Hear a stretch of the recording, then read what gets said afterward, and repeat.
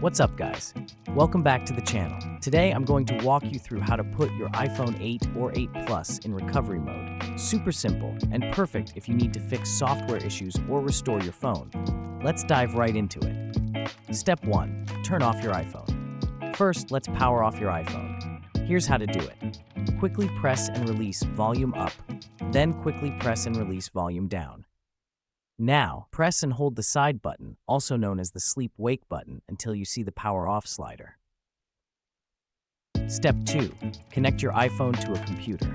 Next, grab your lightning cable and connect your iPhone to a computer. Make sure you've got iTunes if you're on Windows or an older Mac, or Finder if you're using macOS Catalina or later. Step 3. Enter recovery mode. Now it's time to put your iPhone in recovery mode. With your iPhone connected, press and hold the side button again.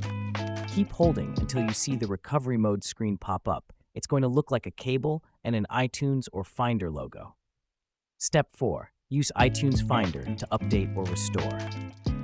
Once your iPhone is in recovery mode, iTunes or Finder will recognize it. You'll have two options. Update if you want to reinstall iOS without losing your data, or restore if you're looking for a fresh start and don't mind erasing everything. Visual, screen recording of iTunes Finder with the options displayed. Important notes. Just a quick heads up. If your iPhone exits recovery mode by itself, don't worry. You can just repeat the process.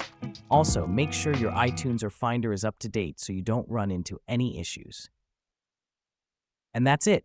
You've got your iPhone 8 or 8 Plus in recovery mode like a pro. For more information, you can visit our website, Unlocktherapy.net. If this video helped you out, don't forget to smash that like button and subscribe for more tech tips and tricks.